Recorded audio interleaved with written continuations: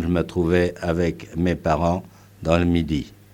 Mais je sais, parce qu'il me l'a raconté après, toutes les péripéties qu'il a connues à Limoges, les interventions qu'il a faites au péril de sa vie pour sauver ses coreligionnaires, dont un certain nombre de Strasbourgeois qui étaient également réfugiés à Limoges. Il a été particulièrement courageux et il n'a pas hésité à risquer d'être déporté lui-même pour éviter à d'autres de l'être. Donc je vous disais que mes souvenirs remontaient à l'âge où j'avais 6 ans.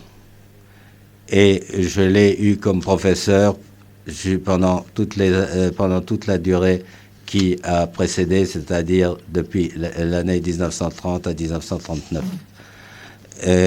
Il a toujours été un professeur qui a intéressé, entraîné les jeunes dont je faisais partie alors.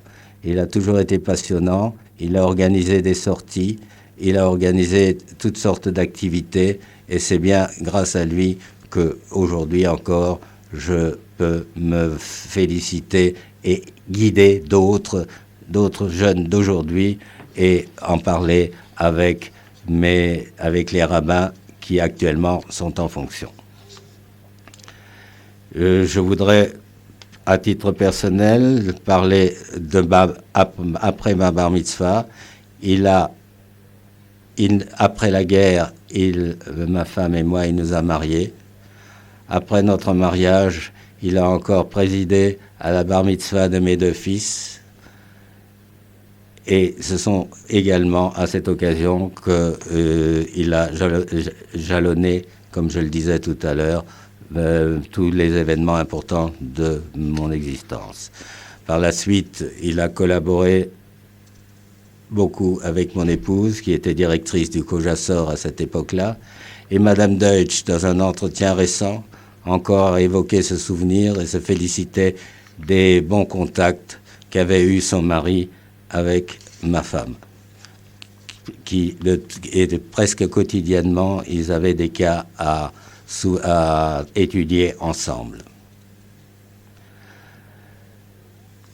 En dehors de mes souvenirs personnels, je voudrais encore parler de tout ce qu'il a fait pour l'ensemble de cette communauté. Il a été celui qui a remis sur pied d'abord l'école Akiba, qui a été la première école juive à Strasbourg. C'est lui qui en a été le promoteur, le fondateur, avec Beno Gross, qui en avait été le directeur. Il a également fait fonctionner toute la communauté. C'est lui qui a inauguré le centre communautaire actuel, le centre communautaire qu'il a inauguré à l'époque avec le président Coty. Des photos qui sont répandues encore dans certains ouvrages rappellent ce souvenir. Il y a reçu le général de Gaulle, et encore son souvenir restera gravé à tout jamais dans tous ceux qui ont vécu cette époque. Et les jeunes qui ne l'ont pas connu ont fait sa connaissance à travers les récits des gens de ma génération. Et ils sont restés en admiration pour tout ce qu'il a pu faire. Et je crois que toute la communauté va l'honorer très prochainement. D'abord l'école Akiba. Il y aura le pont qui sera inauguré en son souvenir. Une plaque sera dévoilée le 28 mai dans le hall d'entrée du nouveau centre communautaire, c'est-à-dire du centre communautaire rénové. Et je pense que je compte sur la participation de l'ensemble de la communauté en ce souvenir. Béni soit-il.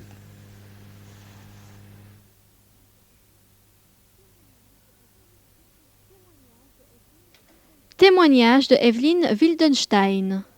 Je voudrais saluer avec émotion le souvenir du grand rabbin Abraham Deutsch, Zichrono Livracha, de qui j'ai eu l'honneur d'être la secrétaire pendant 5 ans à partir de 1949.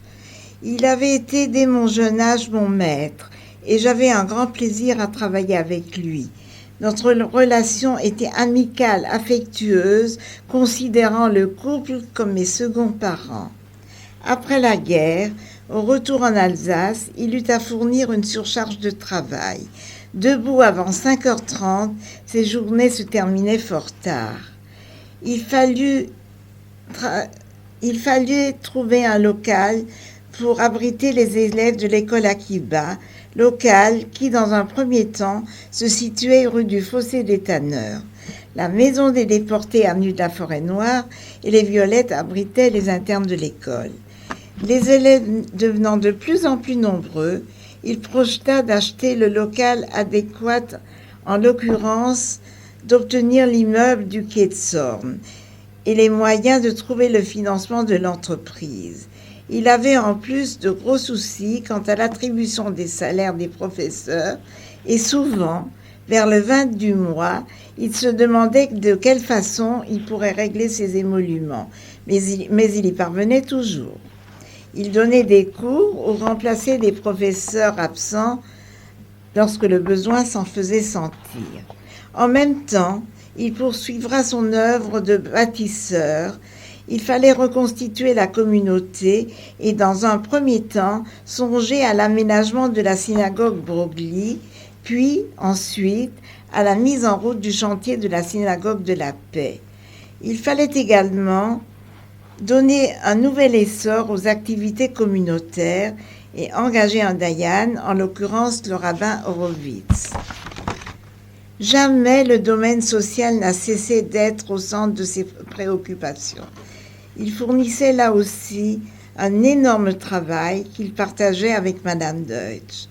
Par souci de discrétion, il recevait ses visiteurs dans son appartement de la rue de l'Observatoire, puis à la rue Silbermann, et ces personnes trouvaient chez le grand rabbin et Madame Deutsch l'aide qu'ils étaient venus chercher. C'était un homme ouvert, sévère pour lui et les autres, mais de grande bonté. Sa capacité de travail était extraordinaire. Il assuma également la rédaction du bulletin de nos communautés, l'ancêtre de l'actuelle Tribune juive, dont il rédigeait les éditoriaux et qui était diffusé dans toutes les communautés d'Alsace et de Lorraine et dans diversité. En 1969, à l'heure de la retraite, en compagnie de son épouse, il montera à Jérusalem et continuera d'étudier pour lui-même et apprendra même l'arabe. C'était un homme hors du commun qui a marqué tous ceux qui l'ont connu. Et je continue à avouer à Madame Deutsch que j'ai eu le bonheur de voir tout récemment mon affection sans limite. Témoignage de Henri Ochner. Que le grand rabbin Deutsch était un homme d'une grande piété, qui avait un regard vif et sévère, et il s'est voué d'une façon tout à fait entière, avec une volonté et un courage tout à fait extraordinaire. Son courage allait presque jusque l'arrogance face aux autorités occupantes. Sa maison était grande ouverte, c'était un lieu de Torah, on y pratiquait la bienfaisance. C'est chez lui, au 43 boulevard Gambetta, qu'aboutissaient les réseaux clandestins de la résistance, que s'organisait le sauvetage des enfants. Il fut l'âme de cette communauté et tout le monde, quelle que fût leur origine, sur le plan, disons, géographique, mais aussi leur coloration sur le plan religieux, entre les juifs plus engagés, plus pratiquants, comme les gens qui étaient plus libéraux, tous se reconnaissaient en lui. Il faut rappeler que les juifs allemands et les juifs autrichiens avaient été accusés au début de la guerre comme étant des ressortissants ennemis. Ils ont été arrêtés et le grand rabbin Deutsch est intervenu avec courage, presque arrogance, auprès des autorités et il a obtenu, après 2 mois d'incarcération, leur libération. Le grand rabbin Deutsch, et ça il faut beaucoup insister, a créé à Limoges un lycée juif qui s'appelait le PSIL, le petit séminaire israélite de Limoges, avec l'aide, il faut le dire aussi, du consistoire. À l'époque, c'était Monsieur Léon Maïs qui était le président et qui habitait à Clermont-Ferrand.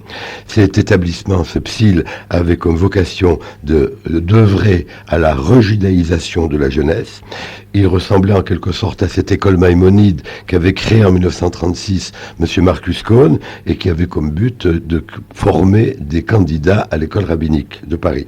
Deutsch, donc avec la création de ce PSIL, proposait une alternative juive à l'école laïque afin d'y enseigner les disciplines du patrimoine religieux juif, mais aussi d'y réaliser le programme de l'éducation nationale, les matières profanes. La création du PSIL doit être considérée comme une manifestation de résistance à l'entreprise totalitaire nazie, et cette éducation avait donc deux aspects: fournir une éducation à des juifs par des éducateurs juifs, et d'autre part de donner une formation spécifiquement Kodesh, sacré, à cet enseignement qui était composé de Talmud, du Tanakh, de l'Ivrit, de la grammaire. Le PSIL est devenu, au cours des quelques années pendant la guerre, une pépinière de cadres. Le seul d'ailleurs qui est devenu rabbin, c'est le grand rabbin Warshawski. Les autres, eh bien, c'était Beno Gross, qui est plus tard a créé l'école Akiba avec le grand rabbin Deutsch à Strasbourg. Il faut parler de Théo Dreyfus, qui est devenu le directeur de l'école Maïmonide et qui est devenu ensuite professeur de philosophie à l'université de Bar-Ilan. Lucien Lazare, qui était secrétaire général de la communauté et ensuite directeur du lycée français à Jérusalem. Bernard Picard, qui était aussi le directeur de l'école Sécrétan à Paris, et qui vient de nous quitter malheureusement.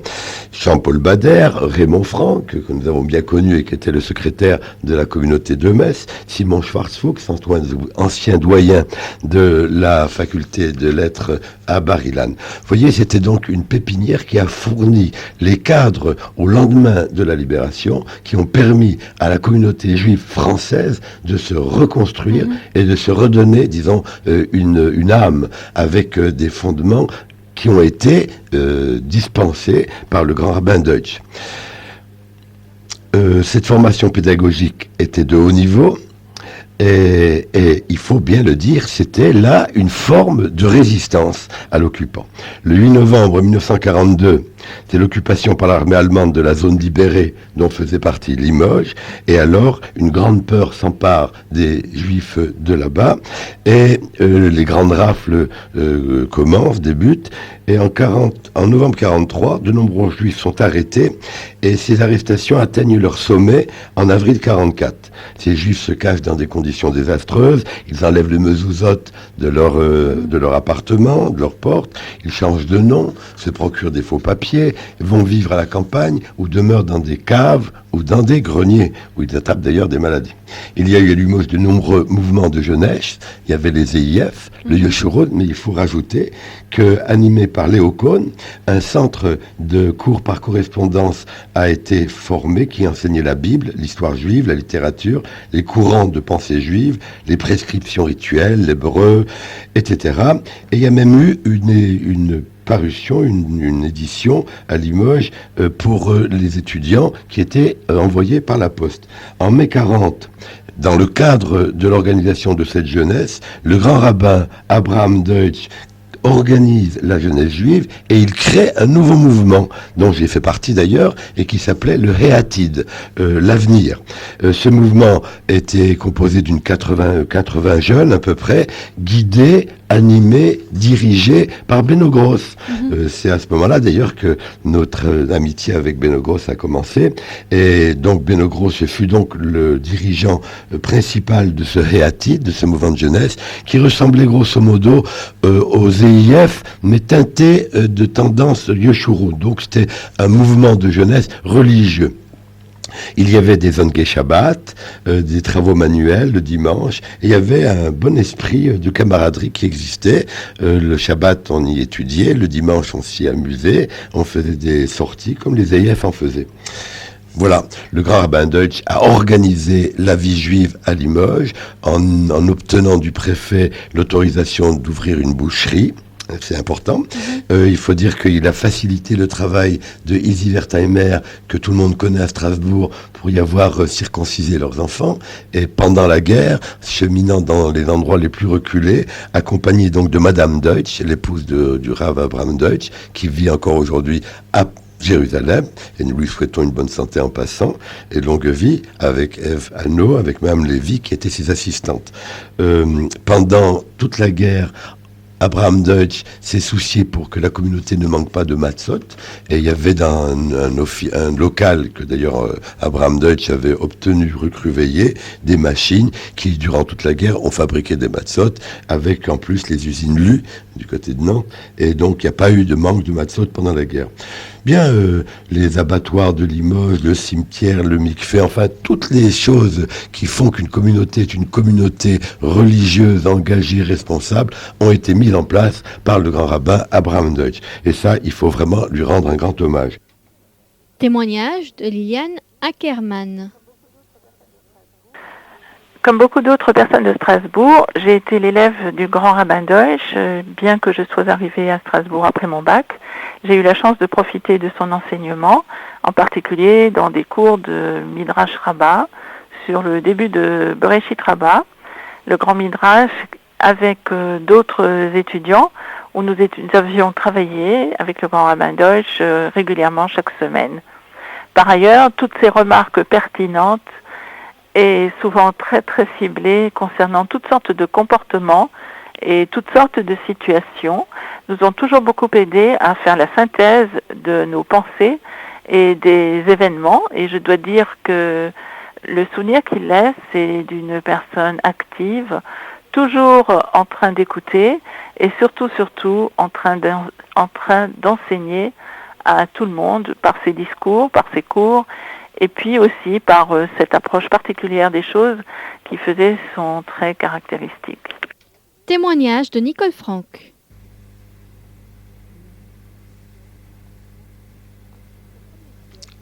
Bonjour.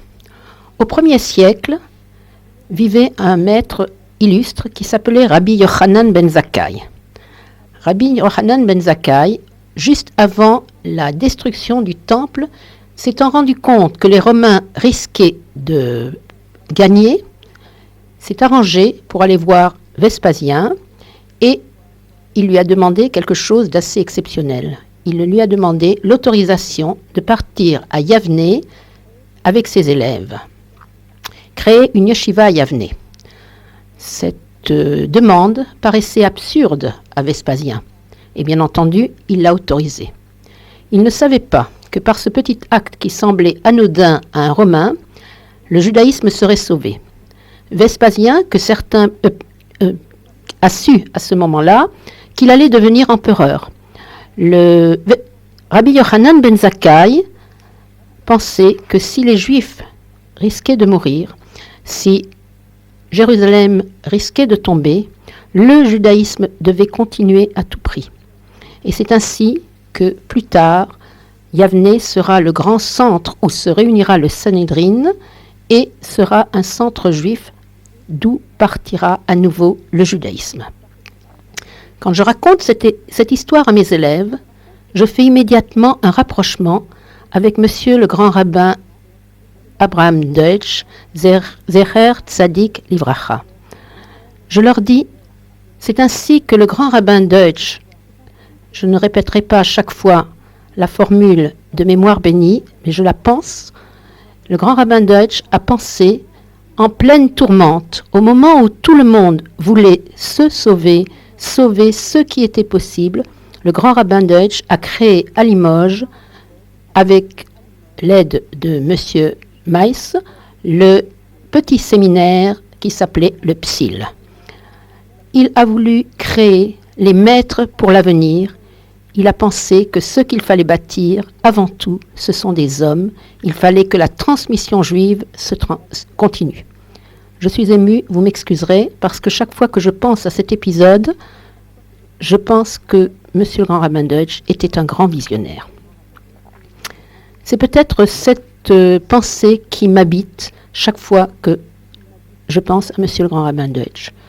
Lorsque j'ai appris son décès, c'était en plein mois d'août, je suis allée voir les autorités strasbourgeoises pour qu'on fasse immédiatement quelque chose en son souvenir.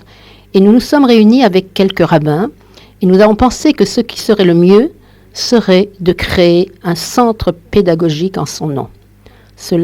Nous n'avons pas été écoutés, je l'ai toujours regretté et je suis heureuse que cette semaine, enfin, un grand hommage sera rendu à celui qui a été non seulement un visionnaire, mais également le bâtisseur à Strasbourg. On m'a demandé d'évoquer quelques souvenirs personnels et je vais essayer, comme tous ceux qui m'ont précédé ou qui me suivront à ce micro, de donner quelques petites histoires personnelles. Nous étions donc à Limoges pendant la guerre et ma maman, de mémoire bénie, travaillait comme volontaire aux côtés de Monsieur le Grand Rabbin Deutsch, qui l'envoyait chercher des enfants dans le camp de Nexon, qui l'envoyait voir des gens qui étaient soi-disant malades mentaux à Noja. Et moi, j'ai toujours cru que c'était une maison où il n'y avait que des malades mentaux, et j'ai appris récemment qu'en fait, c'était des planques pour pas mal de juifs. Il a ainsi également, un vendredi soir, l'a fait appeler pour faire partir d'urgence tous les internes du PSIL, parce qu'il avait appris qu'il y aurait une rafle dans la nuit.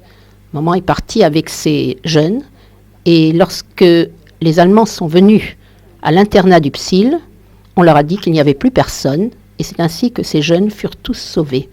Je ne sais pas d'où Monsieur le Grand Rabbin avait tous ces renseignements, et c'était encore Monsieur le Rabbin et non pas Monsieur le Grand Rabbin, mais je crois que sa personnalité devait même influencer les Allemands. Deuxième épisode que je voudrais évoquer ici devant vous. Monsieur le Grand Rabbin a été pris plusieurs fois par les Allemands ou par la milice.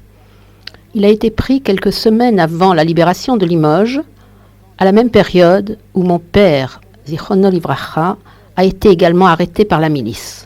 Ce que je vous raconte maintenant, je le tiens de mon père. Lorsque il est arrivé là-bas, dans cette prison, il a vu que Monsieur le Grand Rabbin était là, et on lui a fait avaler du sel, et on a demandé à tous les Juifs qui étaient là de le frapper pour qu'il donne le nom et les adresses d'autres Juifs qui devaient être arrêtés. Jamais, jamais, Monsieur le Grand Rabbin n'a donné la moindre adresse, quelles que fussent les pressions qui ont été faites sur lui. C'est un des épisodes qui avait énormément marqué mon père et qu'il nous a raconté à son retour. Je quitte la guerre. Monsieur le Grand Rabbin est parti. Je suis restée à Limoges encore très longtemps. Et je suis arrivée à Strasbourg au moment de mon entrée en première. Mes parents, qui avaient gardé une dévotion pour leur rabbin de Limoges, sont allés lui faire une visite et il leur a demandé « Et vos filles, que font-elles » Donc, nous avons une fille qui rentre au lycée Pontonnier en première. Ah non, elle doit aller à l'école Akiba. Envoyez-la moi, je veux lui parler. Et c'est ainsi que je ne me souviens absolument pas de ce que m'a dit le grand rabbin, mais il a tellement insisté devant moi qu'il ne savait même plus lire l'hébreu, je ne savais plus rien. Ça ne fait rien, rentrez à l'école Akiba, nous verrons. Et je crois que c'est cette rencontre qui sera déterminante pour l'avenir, parce que je ne pensais pas du tout me destiner à l'enseignement juif.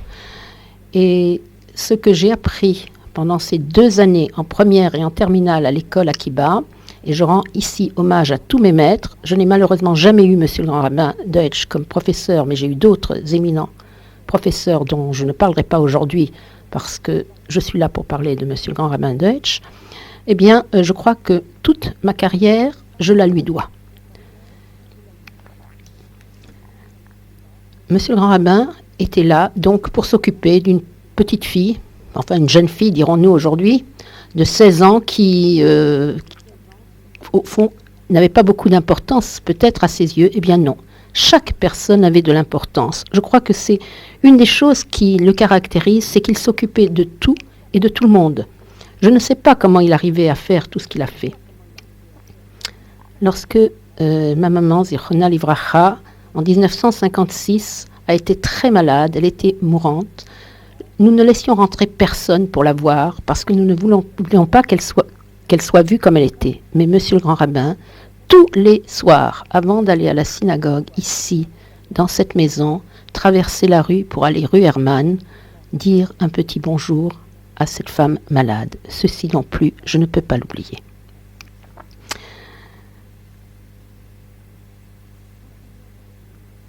Enseignant exceptionnel, bâtisseur de nombreuses institutions, il fut avant tout présent partout, et un rabbin au sens que moi je donne à celui-là, c'est-à-dire un maître.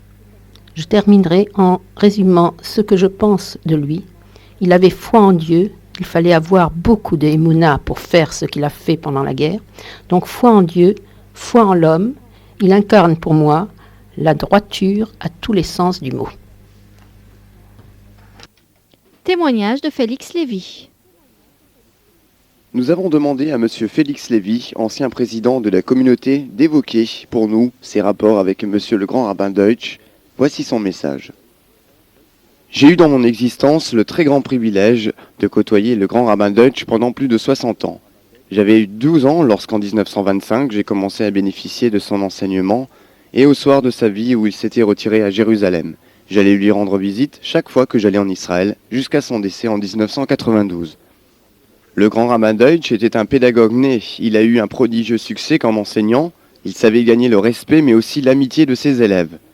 La porte de sa maison leur était toujours ouverte et j'étais de ceux qui sont allés le samedi après-midi à pied du centre de Strasbourg jusqu'au fin fond de Bischheim où il s'était installé en sa qualité de rabbin de cette ville pour bénéficier ainsi pendant 1 heure de la conversation enrichissante de ce maître à penser.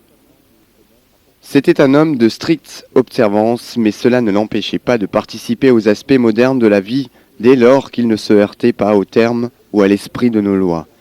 Et je le vois encore avec amusement circuler au volant d'une petite voiture décapotable rouge vif, où l'on entrevoyait quelquefois sa barbe noire volter au vent.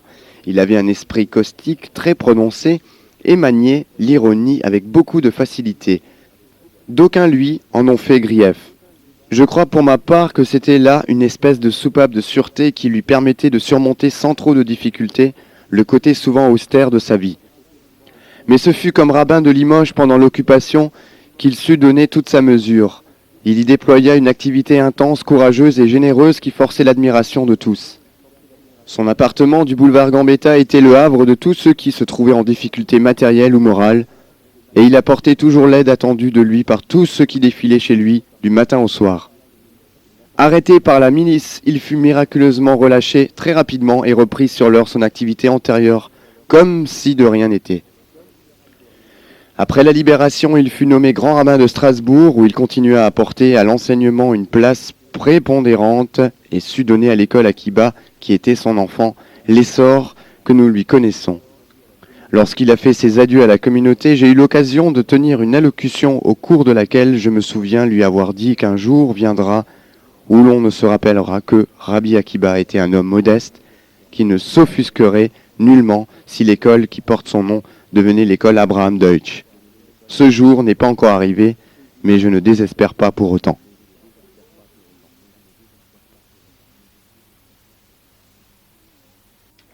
Témoignage du grand rabbin Gutmann. Le grand rabbin Abraham Deutsch, on le sait, était un Lévi. J'ai l'impression que sur ce thème, il sera possible ce matin de développer les aspects majeurs de sa personnalité si riche et de sa carrière déjà si magnifiquement rappelée par les témoignages qui ont été donnés au cours de cette semaine à travers Radio Judaïka. La tribu de Lévi, on le sait, est celle de la tradition. Elle le fut autrefois à l'époque biblique incarnée dans les grandes figures d'un Moshe, d'un Moïse, d'un Aaron, d'un Samuel, d'un Jérémie, d'un Ezra. Or, s'il est un principe essentiel auquel avait obéi le grand rabbin Abraham Deutsch, Zichrono Livracha, dans toute sa vie, c'est bien celui de la tradition. Il l'avait reçu enfant dans son milieu familial, où les grandeurs de l'existence juive s'offraient spontanément à lui. Il l'a reconquise adolescent et étudiant par un effort personnel, approfondi et continu d'études et de réflexion.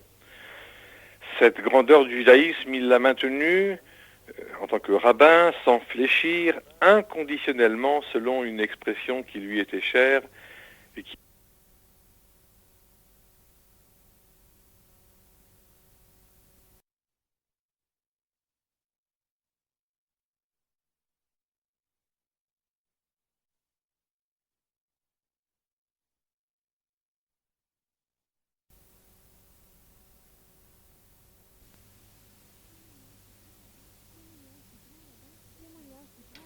Témoignage du grand rabbin Gutmann. Le grand rabbin Abraham Deutsch, on le sait, était un Lévi. J'ai l'impression que sur ce thème, il sera possible ce matin de développer les aspects majeurs de sa personnalité si riche et de sa carrière déjà si magnifiquement rappelée par les témoignages qui ont été donnés au cours de cette semaine à travers Radio Judaïka. La tribu de Lévi, on le sait, est celle de la tradition. Elle le fut autrefois à l'époque biblique incarnée dans les grandes figures d'un Moshe, d'un Moïse, d'un Aaron, d'un Samuel, d'un Jérémie, d'un Ezra.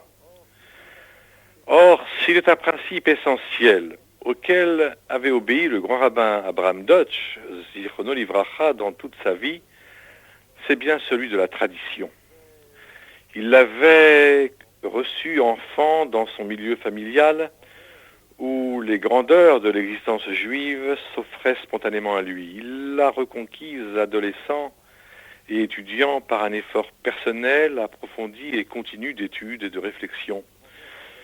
Cette grandeur du judaïsme, il l'a maintenue en tant que rabbin, sans fléchir, inconditionnellement, selon une expression qui lui était chère et qui renferme le secret de sa vocation.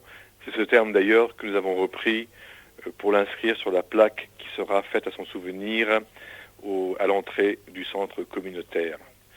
Pour lui, la conscience religieuse ne pouvait connaître qu'une ligne droite, c'était celle de la fidélité à la Torah, et le témoignage que, quotidiennement, dans ces grandes et petites circonstances aussi, le grand rabbin de Strasbourg donnait de cette fidélité une manière impressionnante, digne de l'enthousiasme de nombreux juifs et de juifs qui découvraient en lui quelque chose de bien rare, en cette époque souvent d'abandon et de compromis, l'exemple d'un engagement absolu. Mais la tribu de Lévi est aussi celle qui, malgré l'auréole du Kodesh, du sacré, acceptait les tâches les plus difficiles, les plus ingrates dans la vie quotidienne, dans la vie profane. Les Lévites, malgré les services qu'ils rendaient au temple de Jérusalem, ne vivaient pas en ermites, retirés du monde. Ils avaient le devoir, sans rien abdiquer, de se mêler au peuple, de propager l'enseignement de la Torah, d'assister le pauvre, la veuve, l'orphelin, l'étranger, de les soulager dans leur misère en la partageant avec eux. Bref, ils devaient, par leur exemple, manifester que la Torah est une doctrine éthique, sociale, autant que rituelle, et que ces différents éléments sont indissolublement liés. Or, tous ceux qui ont pu approcher le grand rabbin Deutsch savaient, pour en avoir fait l'expérience, comment ces journées étaient équilibrées entre la tfila, la prière, le limoud, l'étude d'une part, et l'activité pédagogique et sociale d'autre part, pour laquelle il mobilisait des heures arrachées au repos légitime. C'était ça la vocation du grand rabbin Deutsch à être Lévi, qui faisait qu'il dirigeait ses regards sur le tout de sa communauté. Pour lui, il n'y avait pas ni classe sociale cloisonnée, ni groupe idéologique opposé. Rien de ce qui faisait sa communauté ne devait échapper à sa vigilance et à sa sollicitude. Et il avait effectivement réussi à faire d'une communauté aussi diversifiée dans sa structure et dans ses tendances que celle de Strasbourg, une communauté humaine et juive, et ce sont des termes qui méritent d'être rappelés aujourd'hui. Alors, l'œuvre d'unification du grand rabbin Deutsch, eh bien, elle s'est effectivement déployée essentiellement à travers l'étude, l'enseignement. Il n'y avait pas de domaine qui passionnait davantage le grand rabbin Deutsch que la pédagogie. Il avait réussi à merveille dans ce domaine depuis Bischheim. Il dirigeait d'abord le grand Talmud Torah de Strasbourg, l'aumônerie des lycées. Il a publié un manuel d'instruction religieuse qui de longues années faisait autorité dans nos écoles. Après la guerre à Strasbourg, cela va être rappelé dimanche avec Benjamin Gross, il montait l'école à Kiba. Il s'y était dépensé sans compter sur tous les plans. Et aujourd'hui, nous sommes témoins de ce que cette école à Kiba est devenue. Et évidemment, nous pouvons mesurer tout le mérite qu'il en a eu. Mais le lévite, c'est celui aussi qui parle au tzibour, à la communauté, c'est celui qui est le chaler tzibour, c'est celui qui est le chazan, le chantre. On m'a témoigné tant d'occasions qu'il faut les rappeler, où le grand rabbin Deutsch, avec l'accent émouvant, avec de sa voix, récitait la prière ou l'office de Neila, mais également savait parler en toute occasion à son tzibour, à sa communauté, avec beaucoup de force, beaucoup de conviction. Et ses discours sont restés également des témoignages de sa présence à Strasbourg. Le lévite, c'est aussi quelqu'un qui est toujours jeune. Et le grand rabbin Deutsch était l'ami des jeunes, le confident des responsables du Merkaz. Il était un peu l'esprit d'avant-garde de cette communauté, l'esprit de tolérance aussi, d'imagination dynamique. Il a fondé en Alsace, certains l'ont oublié, bien avant la guerre, un cercle d'ivrites qui s'appelait Pina. Il collaborait avant-guerre à la direction de l'Institut des sciences juives. Il a souhaité également créer une université populaire, et puis il a surtout créé le bulletin de nos communautés, l'ancêtre de Tribune juive. Vous voyez que le grand rabbin Deutsch, c'était le Lévi par excellence, le Lévi qui, en Israël aussi, accompagnait le destin et les souffrances du peuple juif. Alors c'est, pour conclure, le moment d'évoquer la période de cette vie du grand rabbin Deutsch, durant laquelle, à Limoges, pendant 5 années tragiques, il a su effectivement être le compagnon de toutes les souffrances qu'il a connues, personnellement dans les prisons, dans les camps, dans la clandestinité, souffrances qu'il a sans répit soulagées autour de lui, sur le plan religieux et moral, en préfigurant à Limoges ce qui allait plus tard réaliser à Strasbourg, c'est-à-dire le PSIL, le petit séminaire israélite de Limoges, une sorte d'école rabbinique qui a permis de former les futurs cadres de nos communautés. Je voudrais enfin signaler son grand dévouement pour les œuvres sociales. Il a été président du Fonds social juif unifié. Il était à l'origine des secours immédiats et lointains pour des misères sans nombre. Il a, durant la guerre, je le rappellerai encore, soustrait bien des jeunes au service du travail obligatoire, tenant tête à l'occupant, tenant tête à Vichy, arrachant à la mort des vies humaines. Et beaucoup auront eu l'occasion, je suis sûr, cette semaine, de rappeler cette grande période durant la guerre où il a été, comme Moïse, un Ish Elohim, véritablement un homme de Dieu, mais qui allait à la rencontre de ses frères. C'est cela que j'aurais voulu garder comme ultime témoignage de notre maître. Témoignage du grand rabbin Warszawski. J'ai connu le grand rabbin Deutsch alors qu'il avait 29 ans et moi j'en avais 6, c'est-à-dire en classe de 11e. Et depuis cette année-là, c'est-à-dire en fait en 1931, jusqu'à sa disparition, il y a 7 ans, nous avons été constamment en contact. Il a été mon maître au lycée, il a été mon maître à Limoges, il a été mon maître lorsque j'ai été son adjoint à Strasbourg, et pour moi, il a été un modèle surtout. Ce que je voudrais vous dire, c'est que si moi je suis devenu rabbin, c'est à cause de son exemple à lui, de la manière dont il m'a enseigné comme petit gosse, et quelque chose que je n'ai jamais pu oublier et qui m'a donné la vocation de faire du rabbinat. Ça vous dit déjà les relations qu'il pouvait y avoir entre lui et moi. La communauté était à reconstruire entièrement. Alors il s'est occupé de tout à ce moment-là. J'ai écrit quelques lignes à son sujet pour la période qu'il a passée à Limoges et où il a commencé effectivement à faire connaître sa personnalité. Et Strasbourg a été le moment, pour lui, le meilleur moment pour donner le maximum. Strasbourg est redevenu une grande communauté après la guerre grâce au grand rabbin Deutsch. L'école Akiba était l'enfant chéri du grand rabbin.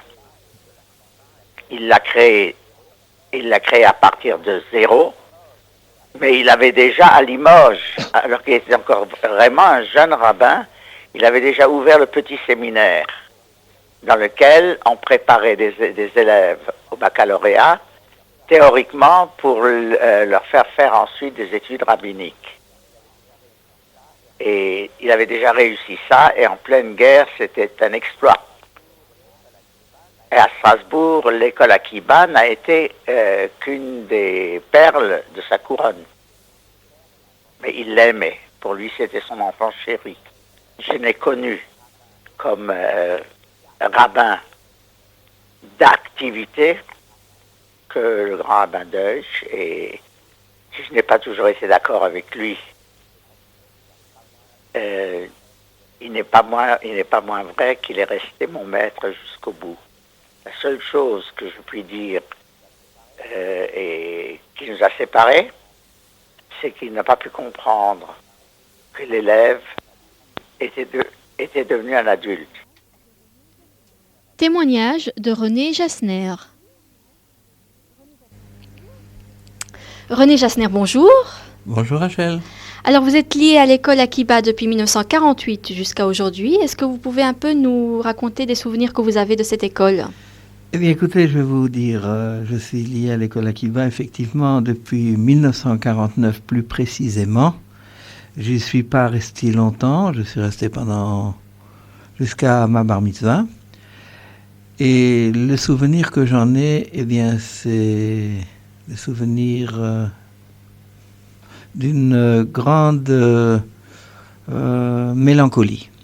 Pourquoi mélancolie ? Parce que c'était le début de l'école Akiba, c'était un petit peu la fin de la guerre, j'étais tout jeune et pensionnaire à la maison des déportés, avenue de la Forêt-Noire, et j'ai en quelque sorte, avec une poignée d'élèves, créé en tant qu'élève cette école Akiba. Alors où était-elle ? Elle était rue du Fossé des Tanneurs, au 4e étage, dans des combles, quand je dis aménagés, des combles un peu aménagés. Il y a des cours qui se passaient. Je crois que le bureau du directeur était dans la cuisine. Je crois que c'était un peu ça. Et on avait du matériel tout à fait rudimentaire. Mais il faut savoir que le grand rabbin Deutsch, Abraham Deutsch, Zichrono Tzadik Livrocho, et notre très dynamique encore Benjamin Gross avait décidé de créer une école juive à Strasbourg à la suite de ce que vous savez, la Shoah. Et c'était pas facile. Nous avons appris que c'était pas facile. Il y avait beaucoup de gens qui s'opposaient à ce qu'on crée ici à Strasbourg une école juive. Mais en fin de compte, ils sont arrivés puisqu'ils le voulaient.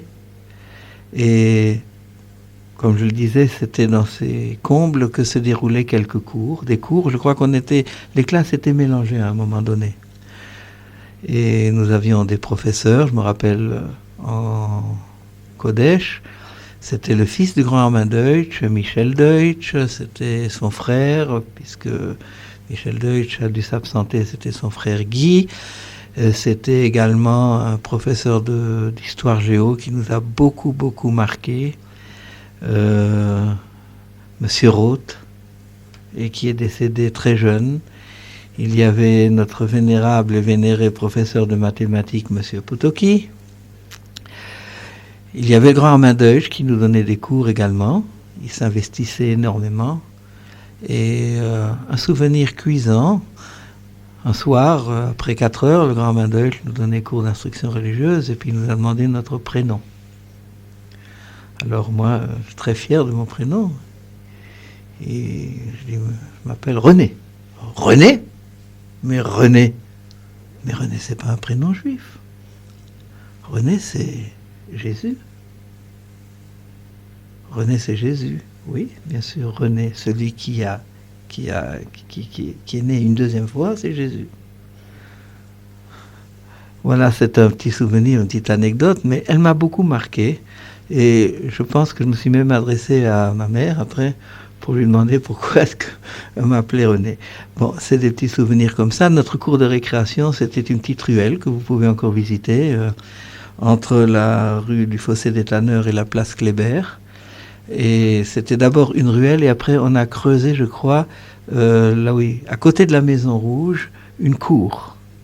Et je crois que 1 an ou 2 ans après la création de l'école Akiba, eh bien cette cour était bien fournie, puisque beaucoup d'élèves avaient rejoint l'école Akiba. On est partout, de toute la campagne.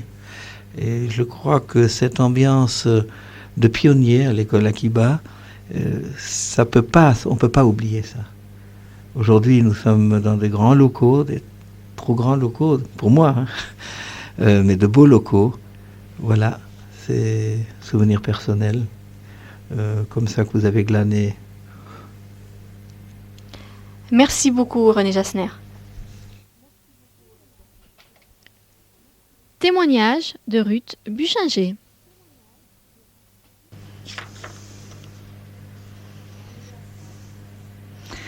Arrivé à Strasbourg en 1949, mes parents m'inscrivent à l'école Akiba qui se trouvait rue de la Grange.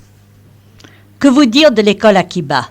Notre cour de récréation était d'une telle tristesse. C'était une petite rue toute sombre, mais nous jouions à toutes sortes de jeux sous la surveillance de notre professeur de français, M. Roth, qui était un homme charmant. Les salles étaient sombres, et au milieu des cours, nous recevions la visite de petites souris. Les filles, nous crions et montons sur les tables, et les professeurs se fâchaient très fort. Les garçons riaient et se moquaient de nous. Nous avions Michel Deutsch comme professeur qui ne savait pas donner des notes. C'était un 0 ou un 20, ou on savait sa leçon ou on ne la savait pas. Les punitions, il y en avait également.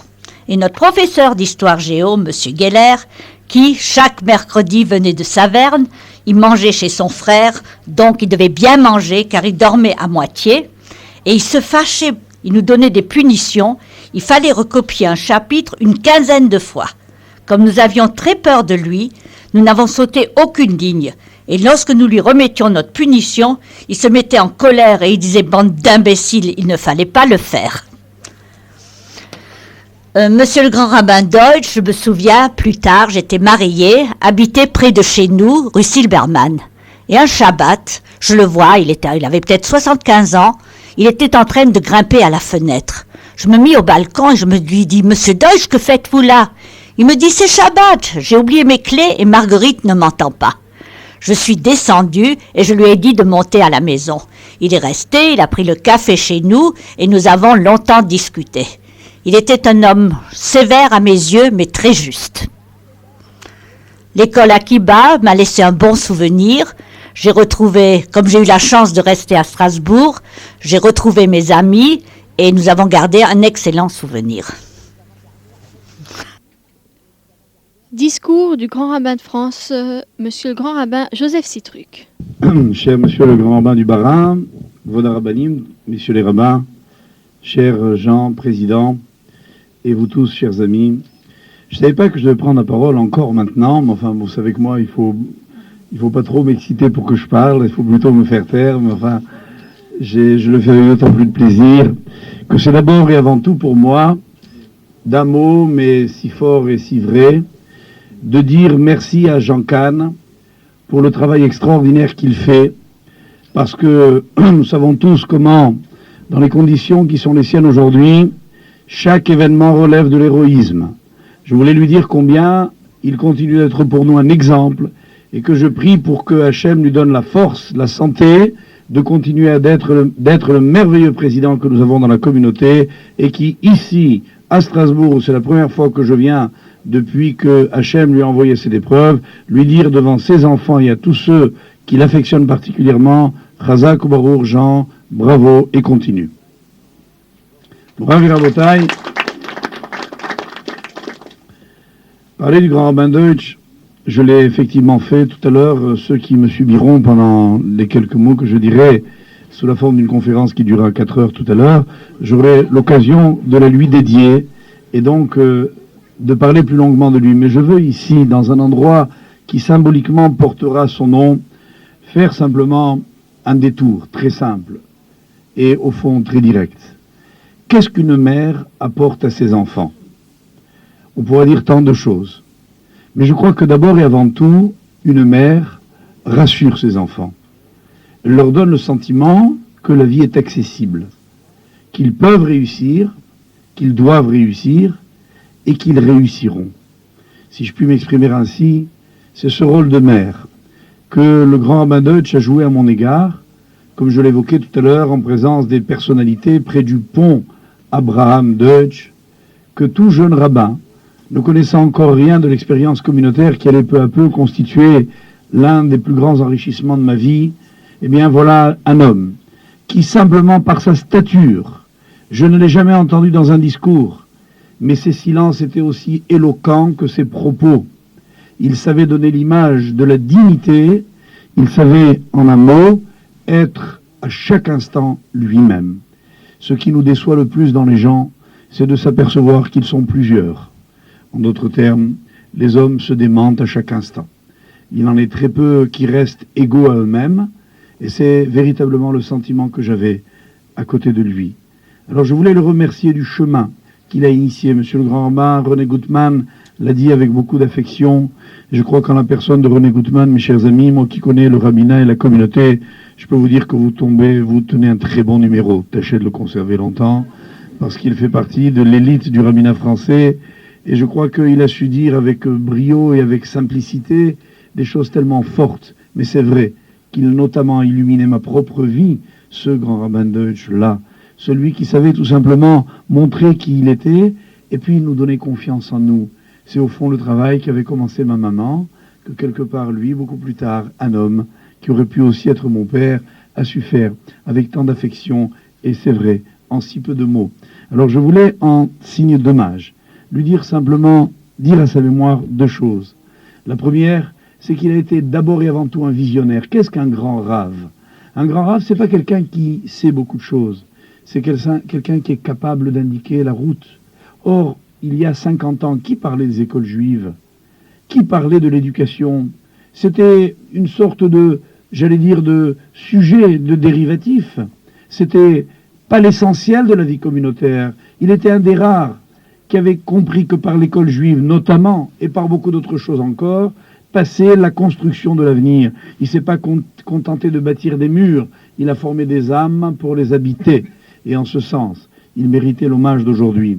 Je voudrais, deuxièmement, dire autre chose, qui sera emprunté à un exemple que j'ai vécu il y a quelque temps. Il y a environ un peu moins de 2 ans, le Hav Bet Din de Paris, Rav Rebibo, me demande de recevoir un personnage qui venait de Vienne. Un rabbin, du moins il avait le look d'un rabbin, qui s'appelait Pressburger. Et cet homme venait solliciter mon soutien pour une cause. Je le reçois et je lui demande de m'exposer l'objet de sa visite.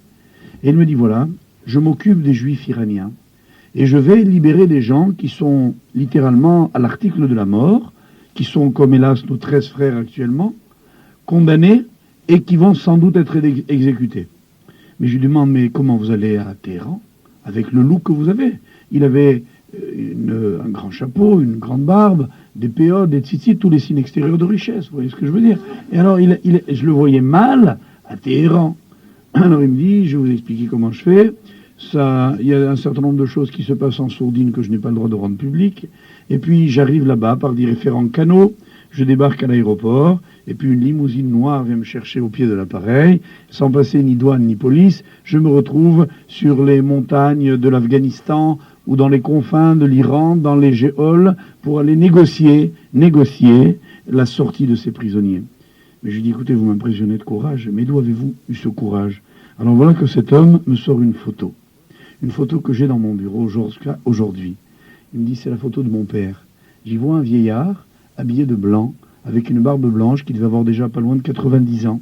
Et il me dit, cette photo a été prise de mon papa 2 heures après Kippour. Et je voyais cet homme livide, pâle, fatigué, âgé. Et il me disait, mon père, après Kippour, ne va pas manger tout de suite. Parce qu'il dit qu'en 7 minutes, tout le monde va manger. Qui s'occupe de la Torah? Alors il restait toujours 2 heures après l'office, tout seul, à étudier, à continuer d'étudier. Et alors il me dit, mon père, je vais vous dire qui il est. Un jour, je me trouvais à Montréal pour mes affaires, car cet homme est un homme d'affaires, et j'étais en stand-by, en liste d'attente. C'est alors qu'on appelle mon nom pour me dire qu'on m'a trouvé une place. Et au moment où je vais pour m'embarquer, je vois un homme qui se précipite vers moi et qui me dit « C'est vous, Pressburger ?» Et cet homme fond vers moi en larmes, et il me dit « Vous ne savez pas qui est votre père ?» Et il me raconte l'histoire de mon propre père. Et il me dit qu'ils étaient ensemble à Auschwitz, et que cet homme avait le typhus, et que le typhus, ça voulait dire la chambre à gaz dans les minutes qui suivaient. Et voilà, me dit-il, que ton père est venu, a vu dans quel état j'étais, il a crevé avec ses ongles tous les abcès que j'avais dans le dos, et il a osé avaler avec sa bouche le pu qu'il contenait. Moi-même horrifié, je lui demande « Mais comment pouvez-vous faire une chose pareille ?» Et il m'a répondu « Ce que j'aimerais qu'on fasse pour moi, je dois être prêt à le faire pour les autres. » Et c'est de lui que j'ai appris que si moi, j'étais un juif iranien perdu à Téhéran ou quelque part, ignoré de tous, je serais heureux qu'un juif viennois vienne me chercher là où je suis, fût-ce au péril de sa vie. Et lorsque je suis rentré voir mon père, je lui ai dit « Père, tu m'avais caché tout ça. » Il m'a dit « Mon fils, je prends de l'âge, je voudrais te confier une dernière chose. Je voudrais que tu saches que pendant, et voilà pourquoi j'ai pensé au grand rabbin Deutsch, en hommage, cette histoire est un peu la sienne. Pendant la guerre, j'étais un résistant polonais. De mes mains, j'ai tué 3000 nazis dans les forêts de Pologne. Et ma tête a été mise à prix. Et un jour, j'ai été capturé. Et on m'a emmené dans une cellule spéciale après m'avoir laissé dans cette grande antichambre de la mort qui était Auschwitz.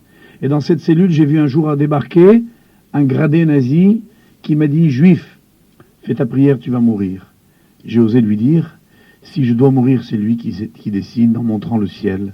Et si je dois vivre, c'est lui qui décide. » Il est parti d'un éclat de rire, a sorti son revolver, m'a pointé, et l'arme s'est enrayée. Alors je lui ai bondi dessus, je l'ai désarmé, je l'ai ligoté, je l'ai déshabillé, et je suis le seul juif sorti vivant d'Auschwitz en uniforme nazi. Chers amis, si j'étais Spielberg, j'aurais fait un film de cette belle histoire. Mais je crois qu'il fallait tout simplement la raconter à la mémoire du grand rabbin Deutsch. Il aurait pu être cet homme. Ils sont une foule d'anonymes, les gens de notre peuple, tous plus grands les uns que les autres. Lui, grand rabbin, il incarnait ses valeurs. Il ne se voulait ni différent, ni supérieur. Il était un homme parmi les autres. Il se trouve qu'il est très votre rabbin. Alors merci, communauté de Strasbourg, d'avoir pensé à honorer votre rabbin. Une fois de plus, vous me surprendrez jamais assez. Je dirai toujours que Strasbourg demeurera la communauté par excellence, celle à la fois qui a la mémoire et le sens de l'avenir, celle qui sait qu'une vraie communauté, c'est celle qui honore ses rabbins, parce que ces rabbins ont su l'honorer.